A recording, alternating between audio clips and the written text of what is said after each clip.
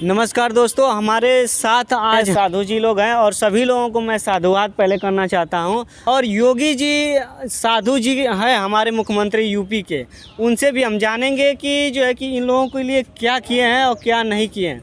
तो चलिए सबसे पहले हम जो है कि साधु जी से हम परिचय कराते हैं आप लोगों का। सर, आपका नाम क्या है? आचार्य रामाधार दास जी, किस अखाड़े से आए?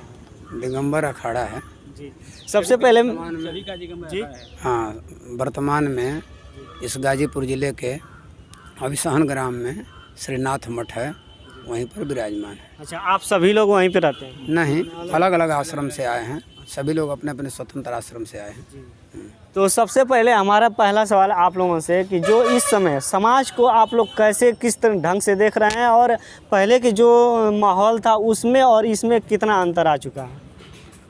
पहले से अब तो बहुत अंतर ही है जी। हाँ। नई जो पीढ़ी है ना, ये पुराने बातों अपने माता पिता की बात नहीं मान रहे, संस्कार नहीं मिल रहा है ना इनको। संस्कार की बात की जा रही, संस्कार का पढ़ाई हो रही है, लेकिन ये सब सुन नहीं रहे, समझ नहीं रहे और न उसको संस्कारित बन रहे हैं।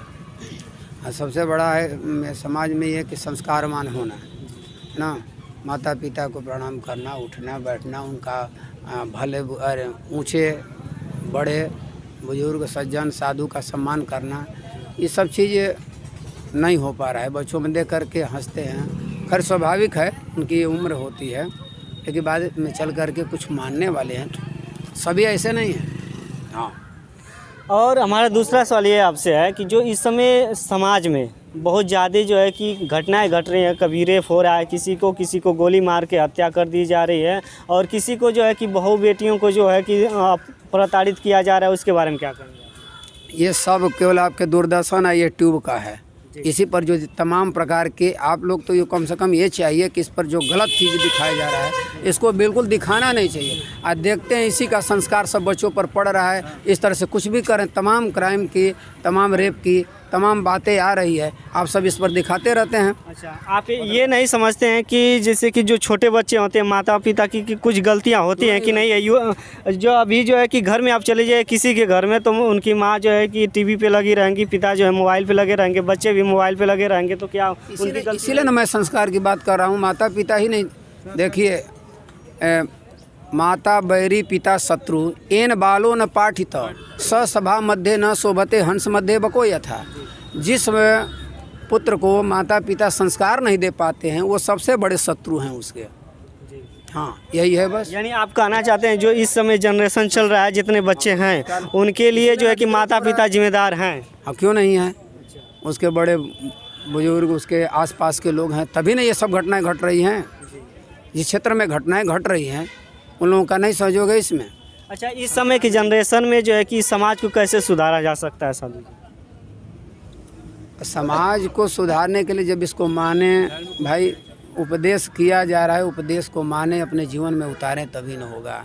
मार करके किसको नहीं कर सकते ना, इसको दबा करके। आज तो ऐसा देखा जा रहा है, तमाम हम लोग के पास आते हैं परिवार वाले, माता पिता अपने संतानों को लेकर के आते हैं, कहते हैं कि थोड़ा सा उस गलती किया, मैंने डांट दिया, घर छोड़ करके भाग गया। अरे तुम्हारा लड़का, तुम सुधारो, हम सुधारेंगे। बाबा जी कुछ उपदेश करिए, वो शराब पीना, मांस मुर्गा खाना छोड़ दे। अरे तुम नहीं सुधार तो हमारे यहाँ सुधारने के लिए अब आए हो? पहले तो तुमने खिलाया पिलाया, पहले थोड़े थोड़े दिया, इसके बाद ज़्यादा लेने लगा। माता पिता खुद ही शराब मांस मुर्गा इत्यादि खा रहे हैं, दुराचार कर रहे हैं, तो देख करके बच्चे करेंगे तो जब वो बड़ा होगा, ये वृद्ध होंगे तो कहते हैं कि अब इनको बाबा जी आप सुधारिए, हम सुधारेंगे। अपन तेज संभारो, यहाँ पे तुम अपना संभारो पहले ना। अच्छा, ऐसे में कैसे देश संभलेगा? अब ऐसे में देश संभलेगा जब हमारी बात आप मानो, पहले बड़े बुजुर्ग माने, परिवार के माने, अच्छे वो अपना संस्कार सही करेंगे तब तो बच्चों पर पड़ेगा। बच्चे तो जो देखते हैं उनका तो निरा सफ़ेद कागज़ उनका हृदय है, जो आप करोगे वो देख करके करेंगे। तो ज़्यादातर यही हो रहा है आपका, टीवी पर सब यही चीज़ आ रहा है, तमाम आ रहा है, मोबाइल है सबके पास। अच्छा ही देखिए, विज्ञान से लाभ भी है और हानि भी है। सदुपयोग और दुरुपयोग की बात है। आप सदुपयोग करेंगे तो आपको लाभ मिलेगा, दुरुपयोग करेंगे तो आपको हानि प्राप्त होगी। तो आप क्या कहना चाहते हैं, या जो आज की जनरेशन के बच्चे हैं वो वेदों की ओर लौटे या साइंस की ओर लौटे? साइंस की तरफ भी रहें, साइंस के बिना चलेगा ही नहीं काम। साइंस के तरफ ही होना है। आज भौतिक युग में जितने ये इलेक्ट्रॉनिक और क्या सब ये मशीनें हैं, तमाम नहीं वैज्ञानिक पढ़ेंगे विज्ञान के साइंस की तरफ, तो इसको कैसे पहचाने जाएंगे? विकास होगा हमारा? डिजिटल भारत बनाना है ना।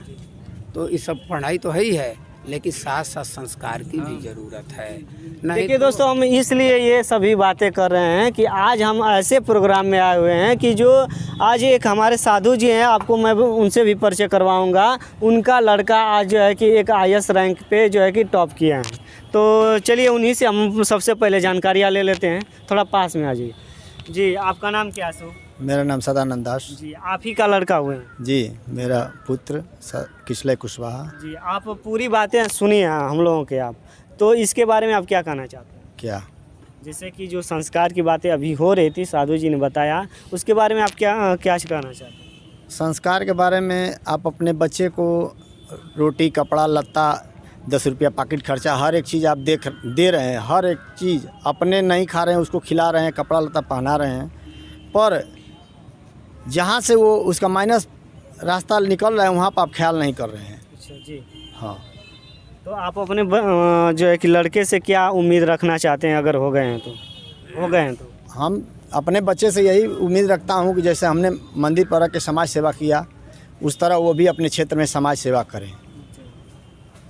तो चलिए यही थी। और उसके बाद हम एक और साधु जी हैं, सभी लोगों से हम परिचय करवाएंगे। आप थोड़ा सा ठहरे रहिए। जी, आपका नाम?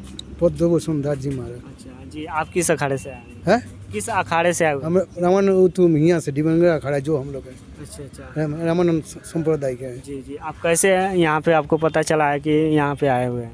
महाराज जी के हैं। अच्छा, महाराज जी की वजह से। जी, तो आपको जैसे कि साधु जी के बहुत कम ऐसे लड़के होते हैं जो कि टॉप या जो है कि किसी रैंक पे जाते हुए, तो आपको कैसा लग रहा है इसमें?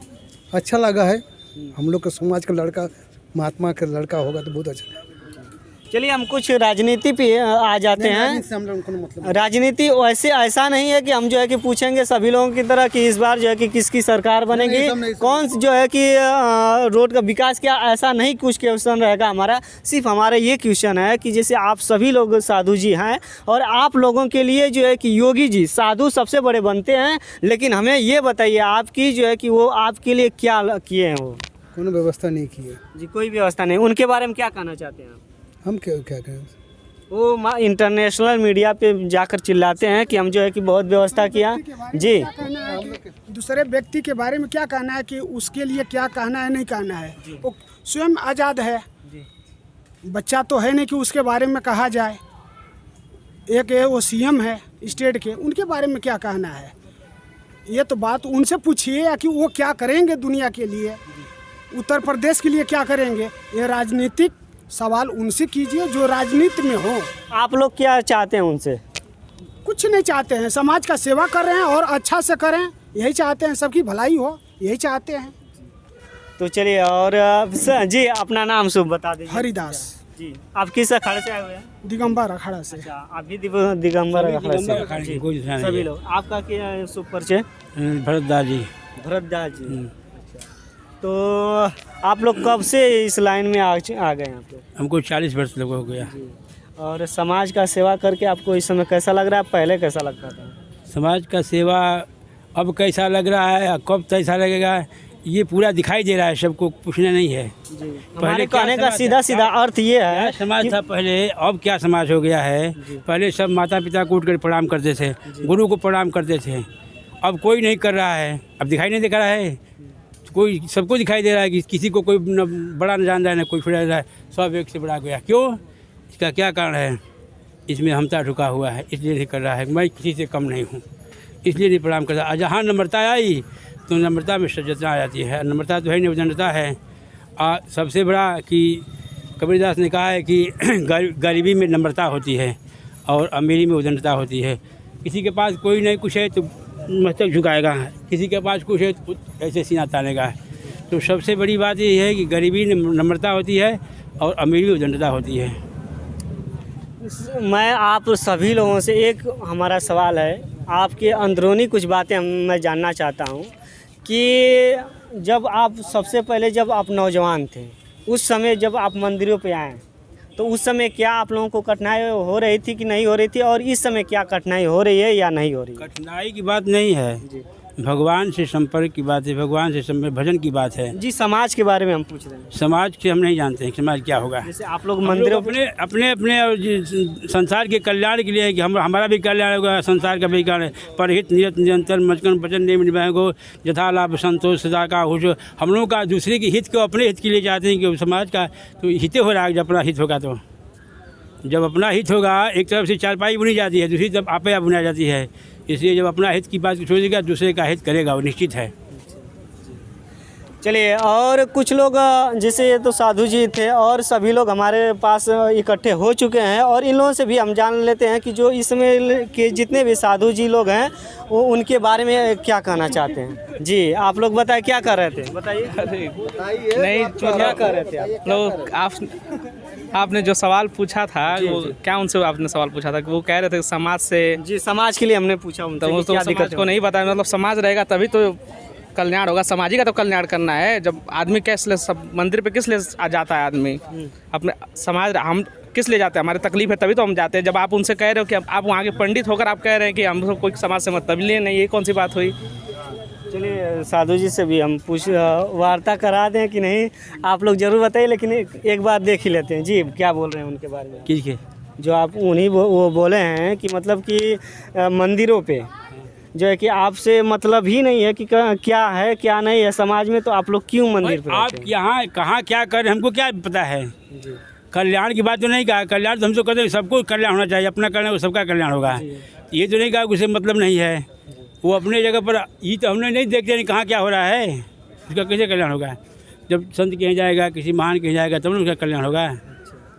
यानी आप लोग जो है कि आप लोग भी तो समाज का कल्याण करते हैं। हाँ, सर्वे भवन्तु सुखिनः सर्वे सन्तु निरामयाः सर्वे भद्राणि पश्यन्तु मा कश्चित्, सभी सुखी रहे।